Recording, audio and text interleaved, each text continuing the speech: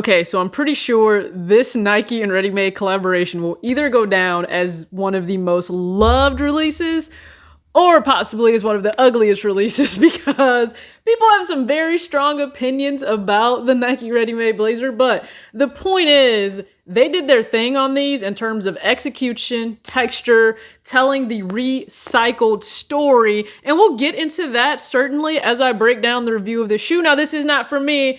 I was able to hit on sneakers for a friend, and I'm so happy to put out good sneaker karma. But also, I want to talk about the Nike Blazer Mid in itself because I think it has the ability to trend the very same way the Nike Dunk is going. That could generate way more hype and attention for this shoe than we ever imagined.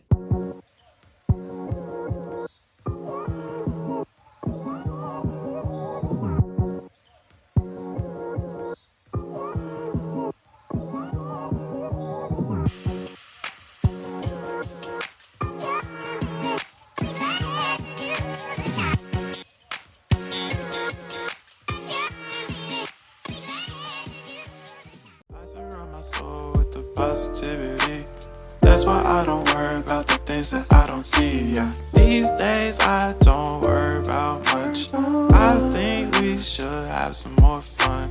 I still dream about the days when we were young. I'll take the hit and still finish and one. What's up, everybody? It's your girl TJ back with another video, Talks with TJ, aka TJ Two Shoes Chains. I hope you guys are having a great day. When you're viewing this, if you're brand new, hit the subscribe button, hit the like button. I truly appreciate it. Two Shoes crew, anytime you guys check in with a video, trust me, you know I'm grateful for you.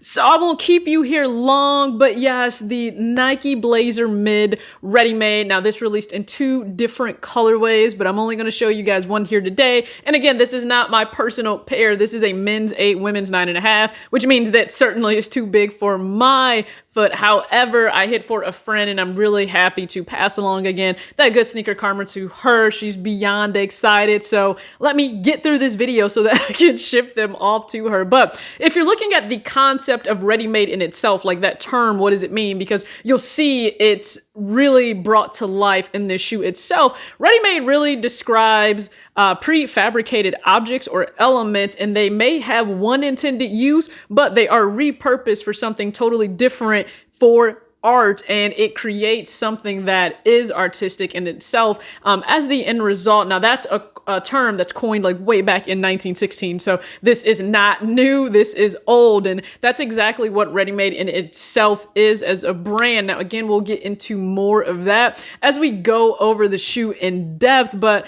I just wanted to bring this to you guys because listen, even though it's not mine, it's rare to be able to hit, of course, nowadays on things, and to have this because it's extremely polarizing. You're either going to really love this shoe or you're going to hate the look of it. But one thing you can't deny, it draws your attention, right? People will look, and sometimes that's what collaborations are meant to do, to draw your eye, and then you can start the conversation of the story. What was the purpose? What was the inspiration behind it? And from there, you could either maybe like it, maybe still hate it, but maybe you respect it a little bit more. And I think that's one of the cool things about sneakers, right? It's all about storytelling. And I think the story of recycled, repurposed materials with this release is exactly what Ready Made executed with Nike. So let's hop right into the shoe so we can see what this weird release is all about.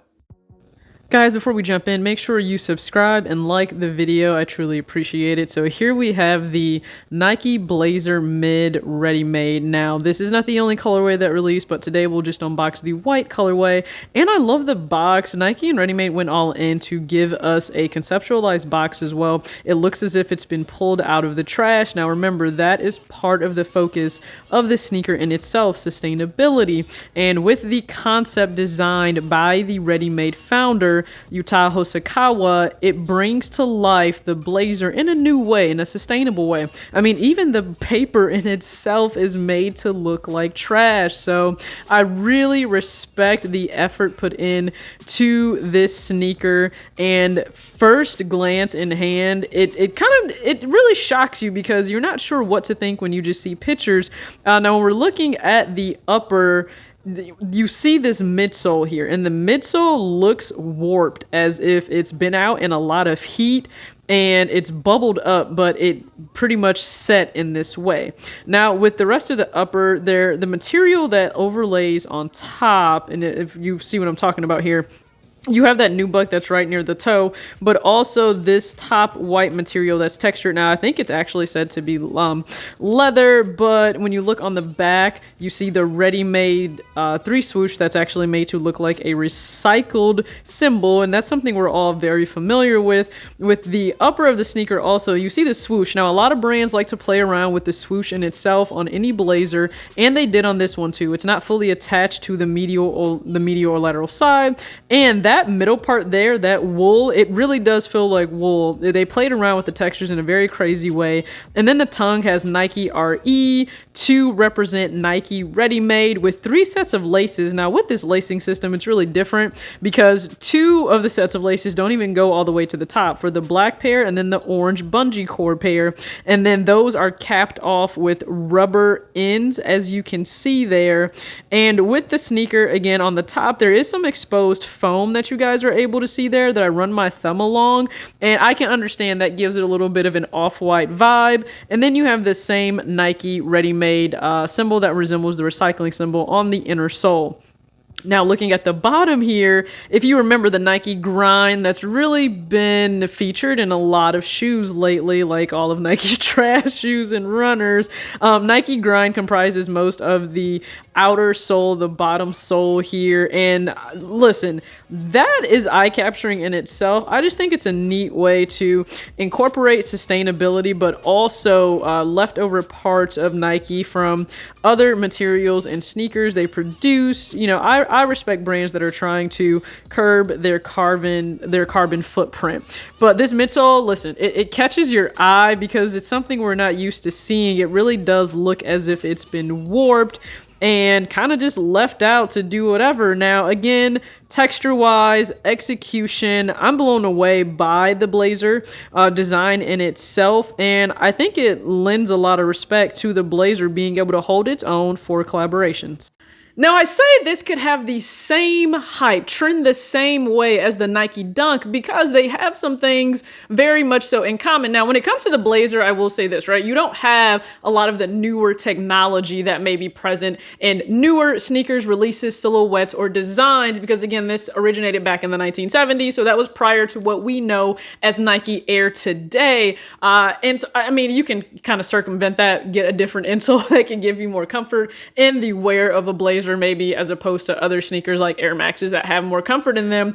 But look at the amount of collaborations done with the Nike blazer in itself. I mean, the original blazer off-white that was included in the 10 by Virgil and Nike, that's still one of the most coveted off-whites to release, and it's a pair people love to beat up. They feel it gives it character. It has the oversized swoosh, and then with the blazer in so many releases, designers, Nike itself, they play around with the swoosh. They will choose to not have it totally connected to the shoe like here. They will choose to make it oversized and over-exaggerated, or they'll even cut part of it off like they did on the edge and sew that onto the front toe box of the sneaker. So there's a lot that you can do with the blazer, not to mention it's usually a lower buy-in price if you are someone looking to really start a collection of blazers or just give this style a chance. And as you look, it went from Virgil, and a lot of other brands are choosing to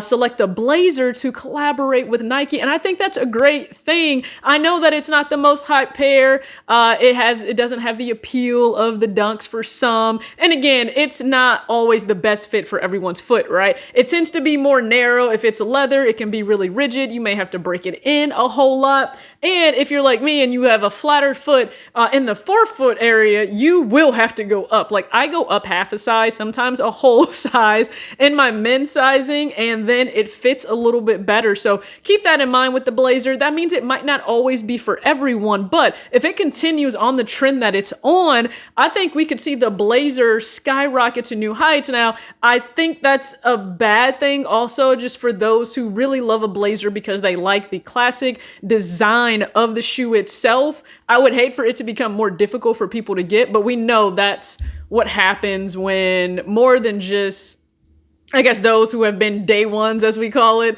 fans of a shoe catch on to, hey, this is pretty awesome. Or if they catch on to, hey, there's a lot of value, you know, in terms of resale behind it. But for these, listen, they're going to an amazing home. I'm really glad that I was able to see these in person, though, because it can really give you more, I guess, a better appreciation for a shoe, a designer, and everything that went into the pair. So these are being shipped off to my friend, so you guys can, you know, thank her, I guess, for me being able to have these in person, just to show you guys. So sorry, there's no on foot or anything of that nature, but just a short video to bring you guys. And I'm not sure if I hit on the University Blue ones at all. Listen, the Jordan ones, I don't know. I definitely took an L on sneakers like a lot of people. So beyond that, if I'm not able to secure a pair at Finish Line today, because I'm filming this on Saturday morning, well, listen, I'll just have to move on to the next pair, and that's kind of where I am in this game right now. I try to keep life simple. There's enough that's gonna come my way that I can't control, so that's just where I am. But thank you guys for tuning in again. As always, act your age and not your shoe size. Peace out.